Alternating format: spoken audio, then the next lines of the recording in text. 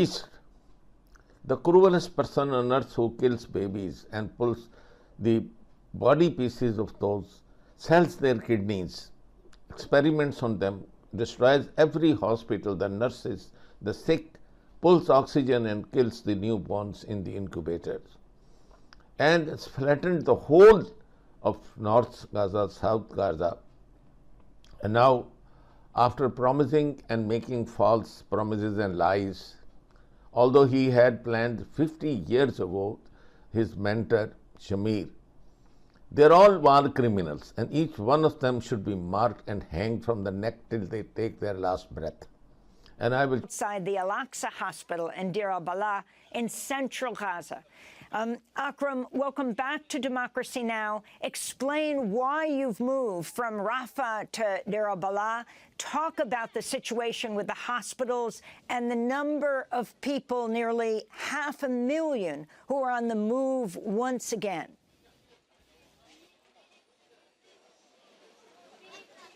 Good morning, Amy. Good morning from Gaza. Good morning from Shuhada Al-Aqsa Hospital. To start speaking about the situation, I would portray to you and all the viewers a situation that was taking place not far away from me. Few yards in the background, there were some mothers, sisters, daughters, and grandmothers also weeping over the death of their dears. Not far away from me is the morgue of the hospital where people come to claim the bodies of their dear ones. Some of them are lucky enough to find the bodies of their dears. Some others are not lucky enough to have that privilege. In Al-Nusayrat refugee camp, a house was targeted, was reduced to rubble. 30 people were killed overnight. Some of them were retrieved. Some other people are still under the rubble of the houses that were destroyed. People are frantically trying to retrieve the bodies of their dears and of their relatives. We went there, we saw the destruction, we saw the suffering, we saw the people frantically trying to retrieve the bodies of their dears, and one of them was happy to find the body of his relative. The house was sheltering internally displaced family, a family that was displaced for around 8 times, Amy. 8 times in Gaza, 1 time from the Gaza North to Gaza City, 1 time from Gaza City to Gaza Central area, another time from Gaza Central area to Khan Yunis area, and a third and a fourth time from Gaza area to Rafah area, and then from Rafah area to another area in Rafah that was deemed safe according to the prescription of the Israeli occupation forces. People have been moving.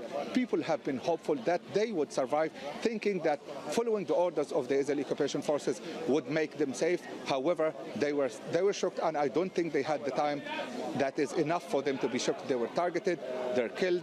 Most of them were retrieved, and many of them are still under the rubble. That describes the exact situation in the Gaza Strip, the way people are living for the last 7 months, the way displacement has been weaponized when it comes to dealing the largest population of the Gaza Strip. People were killed, people are dead, people are displaced, people are losing their dears, people don't have enough food, people are suffering to secure anything that has to do with a normal life in Gaza. And those people are now described by Israel as people who were treated with dignity, and that this war is the most civilized one on earth in the history of the mankind.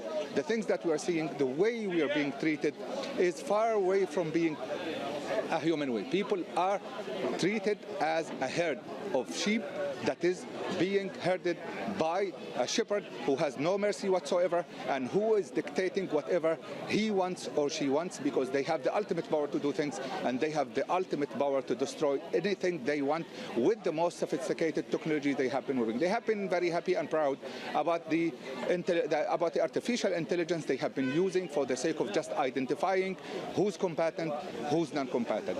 Unfortunately, the statistics from the ground explains how shocking the way people are being targeted.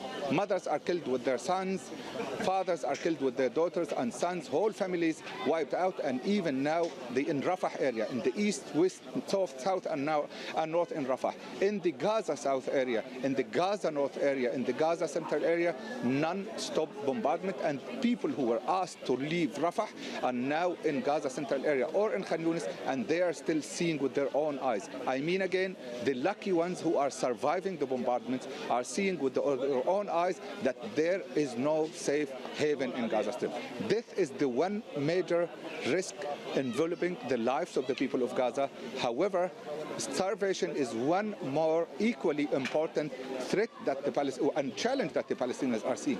Those people who have been living this displacement, destruction, and fear for the last 7 months are now struggling to secure water for their children. To start with the water, because water is the gift of life, and water is not available in Gaza. Water desalination plants were destroyed. I live in an area that is called Hamad City. There were 4 wells to serve the whole area, around 137 residential towers. Around 98 of those towers were destroyed by the Israeli occupation forces, including the 4 main facilities that have to do with the water desalination or water treatment. People are staying there.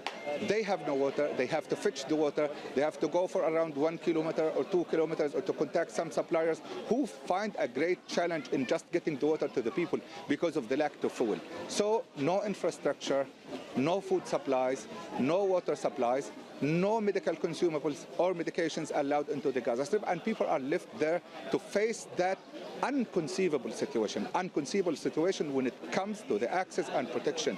The whole population is not protected, and the whole population of 2.37 million Gazans are facing this critical problem of not being able to access anything decent, neither the shelter nor the supplies of any kind, and they are left to do that, and the ones who are targeted are just killed, and others, tens of thousands of Gazans are injured, and the ones who are injured are unable to go to the hospitals because hospitals are already out of services. The Kuwaiti hospital was communicated with by the Israeli occupation forces. They asked them to leave the area. The area itself is part of the area that was asked to leave by the Israeli occupation forces. The situation continues to be very dire.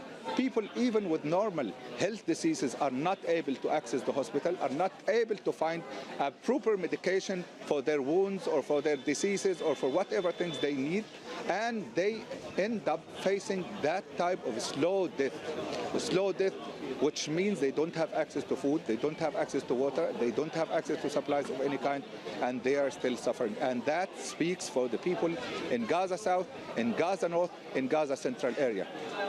People cannot get anything decent to help them survive, and they are afraid also of the major situation, the death. And as I'm talking to you now, you can hear the ambulance coming, apparently with more people who are injured because of the ongoing bombardment in Gaza Central area that is not witnessing major ground operations as described by the Israeli occupation forces. So the whole situation is dire, is extremely catastrophic, is aggravating into something extremely ugly, unacceptable, and unbearable, is not justifiable according to the dictates of international humanitarian law, nor the international law, and the instruments that have to do with the dignity of the people, with the safe and sound access to resources at the times of conflict. People have been deprived from that decent access for around 17 years now because of the strict blockade that has been imposed on the Gaza Strip. And now they're being targeted, they're being deprived, they're being displaced, and they don't know what next is going to happen. They are afraid from death, they are afraid from hunger, they are afraid from the very lacking situation they have been living, and they don't know what the future holds for them. Akram, I wanted to ask you, you mentioned northern Gaza. The Israelis had claimed that they had pacified the area. Many people have started to come back. Now they're attacking again. What are you hearing about what's happening in northern Gaza? Northern Gaza has been seeing a large-scale ground operation. Israeli occupation forces declared that they have won the war in Gaza North. They declared that they have destroyed Hamas power, and now they're coming back apparently to win again Hamas up till some certain time when they will come back one third time to also win again. They came back to Gaza North. They targeted Az-Zaytun neighborhood. Az-Zaytun neighborhood was declared as a clear area from Hamas like around 3 months ago, and now they're coming back there. They are conducting a major operation. They're using 3 battalions in that fight, 3 brigades in that fight, and they have been attacking the infrastructure. The image that is coming from a Zaytun area shows very comprehensive and intensified bombardment.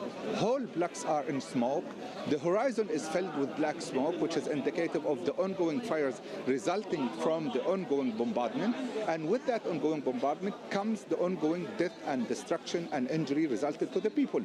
And people who are living there are also having this extremely serious problem of not having enough access to the ambulances, enough access to the hospitals, enough access to primary healthcare clinics, and the Palestinian Ministry of Health, the Palestinian Civil Defense, the UNRWA, the World Food Program, all the international organizations have been voicing their concern over the safety of the people, who might be injured and might end up dying because of the fact that there is no vehicles to go and collect them and take them to the hospitals.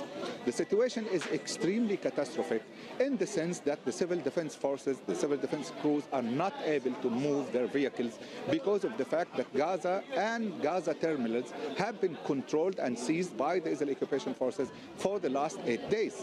And before that, there was the Jewish Passover vacation, and there were 11 days of total disruption of the supplies into the Gaza Strip. And then 4 days after that, the supplies were extremely slow. So people are suffering. They are deprived from everything. And the ones who are injured and the ones who are seeing now the ongoing fight or the ongoing destruction in a Zaytun area are asked to move to another area further inside Gaza City. And then that other area is targeted. We have been hearing the recent news about the bombardment and the 10 of people killed and a bombardment or a strike that took their lives, and then another 8 people, and then 10 people, and then 5 people, and then 2 people, and then 3 people, and a mother, a child, and her son. So it is extremely catastrophic, and people are moving, and they're hoping that they would survive, but unfortunately, many of them are not surviving. They're hoping to keep their shelter, but unfortunately, they end up being killed in the shelter that has been also reduced to rubble on their head. They are hopeful that they would be treated once they are injured. Unfortunately, they cannot access any health care, and they have been left with that suffering for such a very long time now, and they are unfortunately expecting to see more of the same today and tomorrow and in the coming days, with no ceasefire reached, and with the international community failing to do something that would change the dynamics when it comes to that kind of continuous escalation and conflict. And Akram, now that Israel has gained control of the Rafah crossing as well, is there any, are any of the wounded or any people who want to leave Gaza able to do so, and also of the foreigners who are there?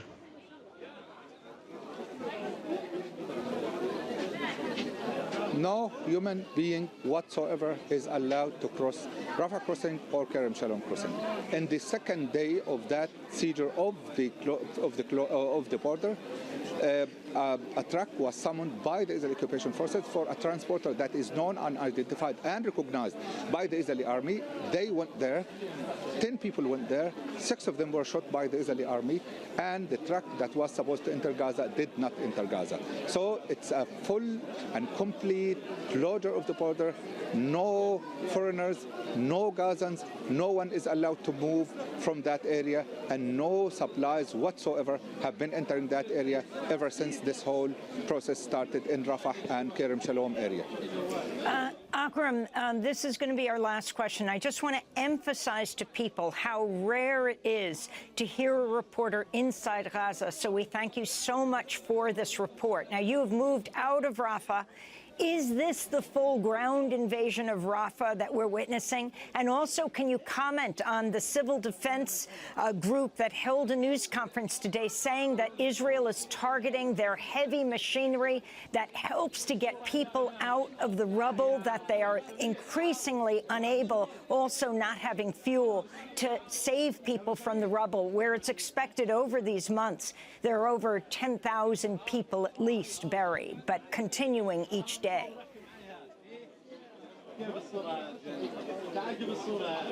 Reporting from Gaza, to start with, reporting from Gaza, Amy, is a great challenge for me and for every single reporter who's in Gaza. We're part of this fight. We're made to be part of this fight by the Israeli occupation forces, although our job as journalists is to provide as accurate and sound image about the situation as we can, and we have been trying. We are humans and we are Gazans, and we are suffering just like those other peoples. We have this problem with accessing food and water, with accessing supplies, and we are struggling, but we are willingly undertaking that responsibility because this is a moral and national obligation to start with.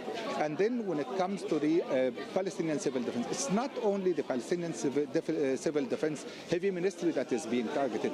Also the Gaza municipality heavy machinery is being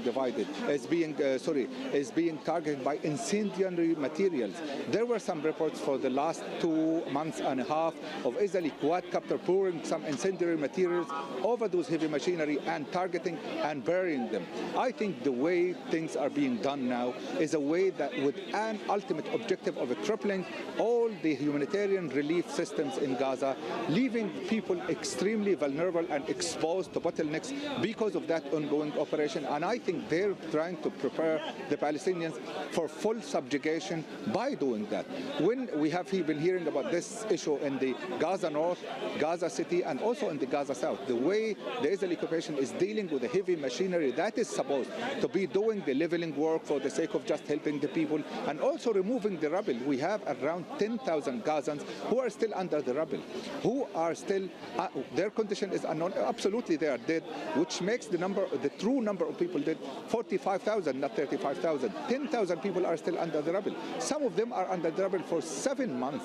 7 whole months bodies are under the rubble. Very close friend of mine was also under the rubble for 3 months. 3 months and a half, he and his mother, and no heavy machinery, no excavators, no vehicles of any kind were allowed into Khan Yunis area, and he ended up being retrieved after 3 months and a half. This is one story of tens of thousands of a story of misery and fear, of non-mercy over the life of the people, and also of an issue that has no consideration whatever for the lives of people, and no treatment of people as humans. This is one critical issue. The Palestinian civil defense is going to be here, like the podium is, they are just setting up the podium. They're going to talk about the situation, they're going to talk about their suffering, they're going to talk about their hopes and expectations, and they're going to make an appeal to the international community to try to do something. And unfortunately they project that the international community that has failed in the past to do anything will fail just today to help the people who are under the rubble and to help the Gaza population that has been seeing horrors that were not mentioned or documented in the history of the mankind. A blockade on 2.37 Gazans, suffering for 2.37 Gazans, bombardment of whole built areas that left around 1.9 million Gazans without any shelter and left them exposed to the problems and to the health diseases and all kinds of things that are unimaginable. However, Gazans are living them. This is an appeal from in a military cemetery on a hillside in Jerusalem, they are burying their dead in a way Israel has not done for 50 years. Not since a national war of survival half a century ago has this country dug so many graves for so many soldiers in so short a time.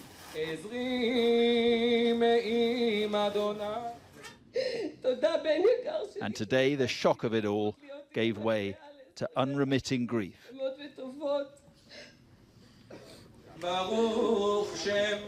It was one funeral after another here, almost one every hour. The one we witnessed was of 21-year-old Afia Tester, whose tank unit was attacked on the Gaza border. With fighter jets threatening to drown out the eulogy, it's clear the sense of security they have cultivated here has been shattered in 48 hours. But it is, say those mourning their friends, a moment that will bring unity to a divided Israeli nation. I believe that everyone here, those who, in the right side of the map and the left side, everyone wants the best for the country. It's tough. we disagree about a lot of stuff. But in the end, we all want the best for the country, the best for the citizen. It's been quite a divisive year for Israel. Do you think this will bring a sense of unity? Is that something that will come from this? I would say that always in times of complete crisis, there is unity. We'll see what happens afterward. Families destroyed by loss. It is what war does. And the overwhelming sadness is that on both sides of this seemingly unbridgeable divide, there is much, much more to come. I have an appeal for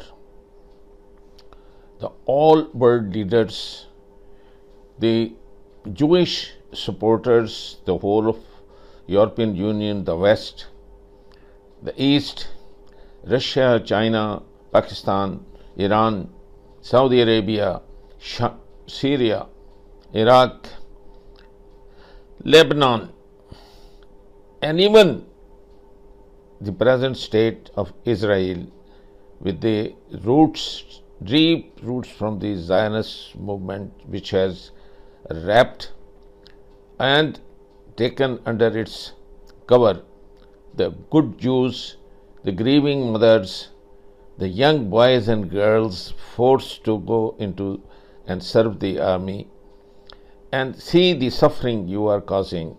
And you have a rabid dog, and what is it you do if you do not have a vaccine for rabies? And that's what Netanyahu is.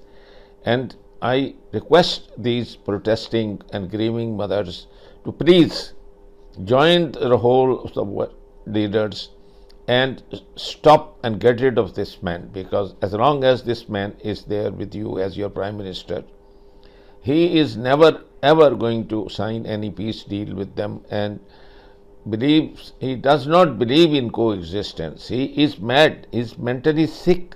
So what is it you do with it? Why are you looking for America? Why are you looking for the other world leaders? Why are you looking for Iran or this destruction now, this big fire in Tel Aviv? Now the fire has come to your home and your loved ones gone into the graves. And the rest, about over 100, will soon face the same fate. And what about if you are displaced and you have to go and scatter like before the Second World War and being persecuted, and then you talk about the hatred towards the Jews? This is the reason that you do not look at your home. First, you clean your own home first. So clean their home from this menace. This is my appeal first to these grieving women in the graveyard, burying their dead, and look at the other mothers suffering without water, without food, without medicine, without hospital. At least you have the layer of going back home and someone consoling your husband, your sister, your daughter, your other children. But look at them, you are displacing them. They are human beings like you, they look like you, they eat like you, they talk like you. How will you go to answer your conscience? Leave alone your prejudices, what have you been fed to hate Muslims. Don't do this, because whatever goes up and you do to the others, it ultimately comes down and affects you, and you have to face the same fate. Universal television को subscribe करना ना भूलें, उसके बाद bell button पे click करें और अपने कमेंट्स के सेक्शन में अपने कीमती जो ख्यालात का इजहार ज़रूर